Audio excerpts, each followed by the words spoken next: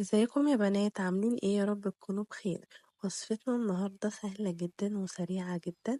لو بتحلمي بشعر طويل وصحي وكثيف يبقى الفيديو ده ليكي. النهاردة هشارك معاكي وصفة طبيعية مجرباها بسيطة جدا من البيت، هتساعد شعرك يطول بسرعة وكمان هتقوي من الجذور.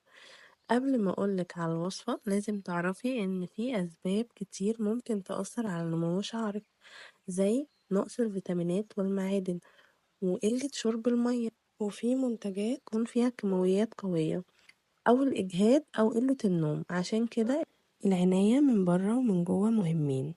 الوصفة بتاعتنا النهاردة مكونة من 3 حاجات أساسية: زيت خروع، زيت جوز هند، عصير بصل طبيعي. تعالي نجهز الوصفة خطوة بخطوة. أول حاجة، في طبق صغير حطي معلقتين كبار من زيت الخروع، وبعديها ضيفي عليهم معلقة كبيرة من زيت جوز الهند، وآخر خطوة ضيفي معلقة صغيرة من عصير البصل وقلبيهم كويس لحد ما كل حاجة تتجانس مع بعض. خدي الكمية المناسبة من الخليط ودلكي بيها فروة راسك بلطف وبحركات دائرية لمدة 5 دقايق. بعد كده وزعي باقي الخليط على شعرك من الجذور لحد الأطراف. غطي شعرك ببونيه بلاستيك أو فوطة دافية وسيبي الخليط على شعرك من ساعة لساعتين. بعديها اغسلي شعرك بشامبو يكون خفيف خالي من السلفيت. بعد كده كرري الوصفة دي مرتين في الأسبوع. تعالي كده سريعا أقولك على ال3 مكونات فوائدهم ايه. أول حاجة، زيت الخروع ده من أفضل الزيوت اللي بتنشط الشعر وبتخليه الدورة الدموية فيه نشطة، وبيقوي البصيلات بتاعة الشعر وبيقلل جدا جدا التساقط، وكمان مضاد للبكتيريا ومضاد للالتهابات، بيفيد جدا جدا صحة فروة الراس. نيجي بقى للمكون التاني وهو زيت جوز الهند. زيت جوز الهند ده بيرطب الشعر جدا، وهو مكون لوحده بينظم وبيقوي الشعر من الجذور للأطراف وبيساعد جدا على إصلاح التلف اللي بيبقى في الشعر. نيجي بقى للمكون الرئيسي وهو البصل.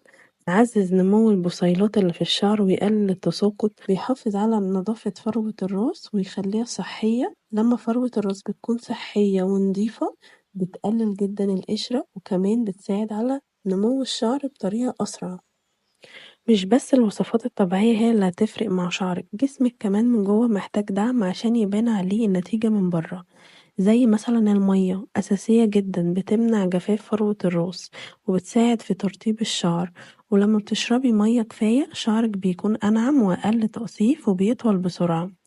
وفي فيتامينات مهمة جدا برضو بتساعد على نمو الشعر، زي مثلا فيتامين A وفيتامين C وفيتامين B7 وفيتامين D. فيتامين A ده بيساعد فروة الراس اللي هي تطول بسرعة وبيفرز زيوت طبيعية للشعر. فيتامين C ده بيقوي جذور الشعر من الداخل، كمان بيمتص الحديد اللي في الجسم. وفيتامين B7 ده يعتبر بروتين. برضو فيتامين D بيمنع تساقط الشعر، والزنك والحديد برضو بيحموا الشعر من التساقط، بيقووا بصيلات الشعر. هقولك برضو على أكلات ممكن تغنيكي عن الفيتامينات. لو انتي مش قادرة تجيبي فيتامينات هقولك على أكلات بتعزز برضو نمو الشعر وبتقويه وبتخليه يطول بسرعة، زي مثلا البيض. البيض غني جدا بالبروتين بيساعد على نمو الشعر، زي مثلا السبانخ فيها الحديد وفيتامين A و C بتحفز على إنتاج الزيوت في فروة الراس. والسلمون والسمك برضو فيه الأوميجا 3 وبيقلل جدا من التهابات فروة الراس وبيقلل القشرة.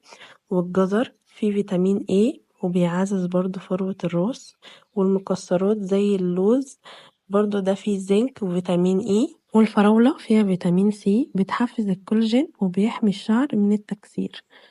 اللبن والزبادي مصدر بروتين وكالسيوم بيقوي الشعر. البقوليات زي العدس والحمص والفول غنية بالبروتين والحديد والزنك. وكمان الشوفان فيه فيتامين بي. فيتامين بي ده مهم جدا، بيقوي الشعر وبيديله اللمعة وبيخليه صحي أكتر. أهم حاجة بس عشان توصلي لنتيجة كويسة كرري الوصفة دي مرتين في الأسبوع، واشربي مية والمكملات الغذائية بتاعتك فيتاميناتك، واستشيري الطبيب برضو لو حاسة بأي أعراض جانبية. وقصي أطراف شعرك كل شهرين عشان تتخلصي من الشعر التالف اللي في الأطراف. ملحوظة مهمة، لو عندك حساسية من أي مكون لازم تعملي اختبار بسيط قبل الاستخدام. ولو حسيتي إن ريحة البصل قوية عليكي ممكن تضيفي نقطة زيت لافندر على الخليط ده. جربي الوصفة دي أسبوعين بس وقوليلي في الكومنت لاحظتي فرق قد ايه. متنسيش تعملي لايك للفيديو واشتركي في القناة عشان يوصلك كل الوصفات الجديدة. استني مني قريب وصفات تانية كتير. باي باي.